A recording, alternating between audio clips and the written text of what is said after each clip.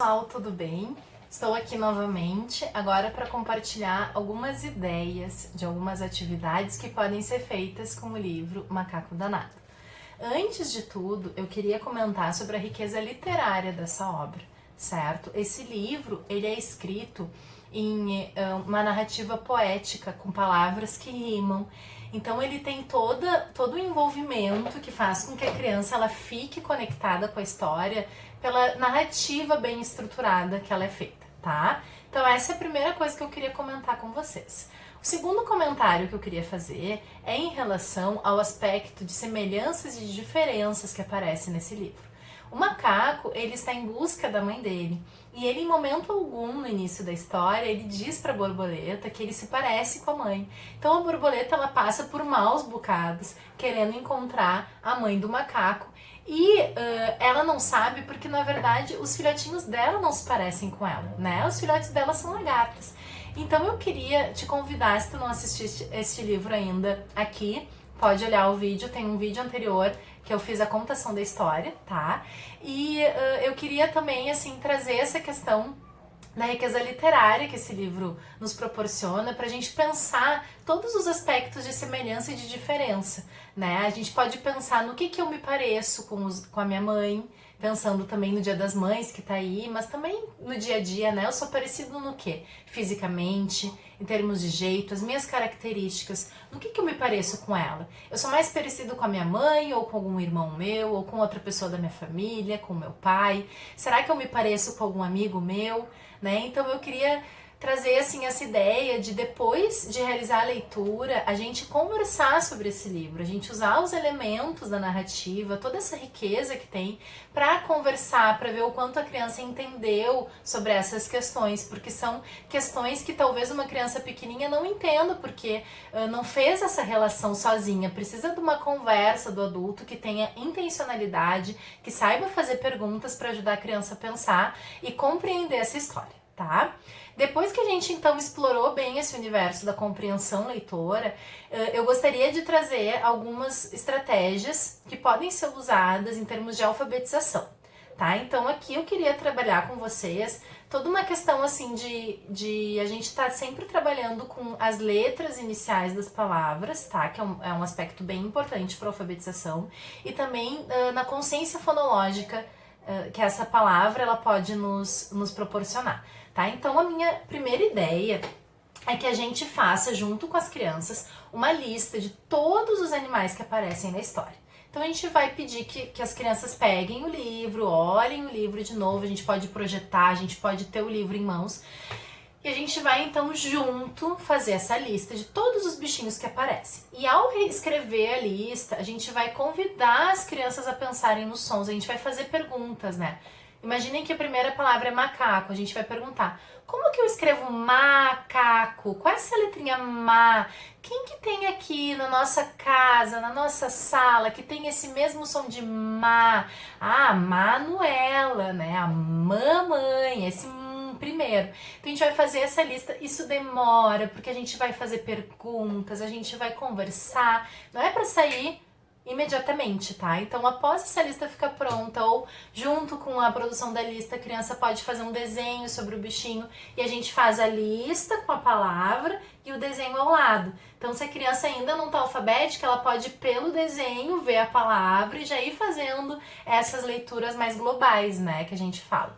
Então, pensando nisso, assim, fizemos essa lista. Eu sou apaixonada por lista de palavras, eu acho que isso ajuda muito as crianças a se alfabetizarem. A gente vai, então, pensar junto com as crianças nesses sons, né? Então, a gente pode fazer um jogo de pula-nome, se vocês não conhecem esse jogo. Eu convido muito vocês a irem no site da Matemática da Minha Vida, que a Ana Cristina Rangel é a rainha do pula-nome, né? Ela faz muitas atividades em relação a isso, ajuda na consciência da matemática também, de noções matemáticas, e concomitantemente no processo de alfabetização, tá? Então a gente vai pegar essa lista e vai pensar nesses sons, nesses nomes. Então a gente pegou ali o macaco da lista. Como é que a gente fala? Como é que a gente separa? Como é que a gente mexe o nosso corpo para falar macaco? Aí vai ter alguma criança que vai dizer, né? Macaco, eu posso bater palma? Pode. Mas de que outro jeito a gente pode fazer essa separação dessa palavra?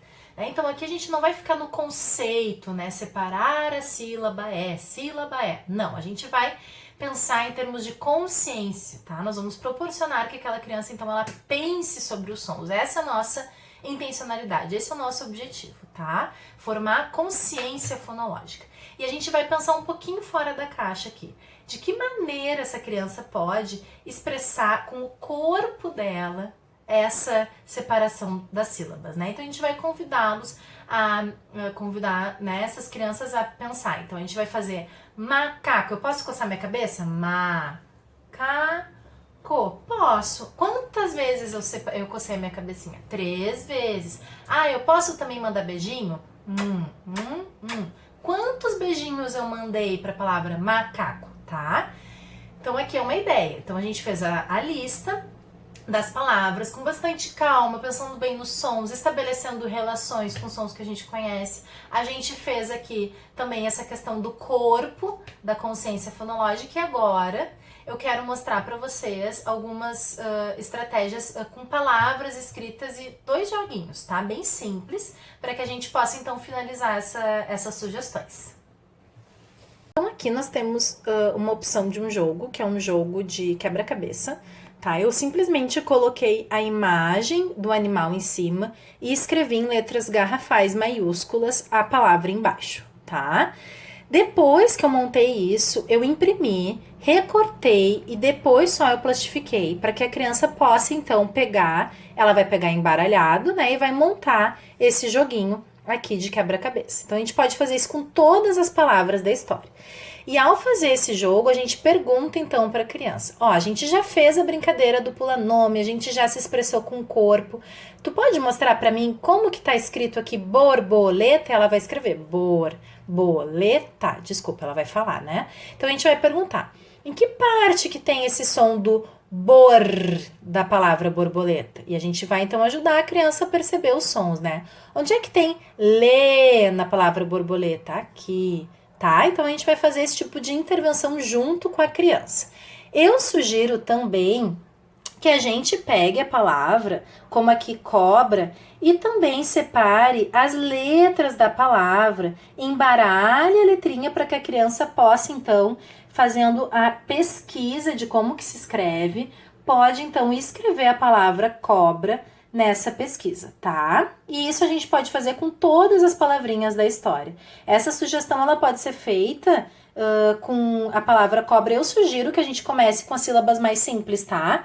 Como macaco, arara, tá? Sílabas que não tenham consoantes tanto aqui, né? A sílaba mais complexa no cobra, no bra e no bor. Mas isso aqui não, a gente faz as intervenções e as crianças são capazes, não subestimemos as crianças, tá?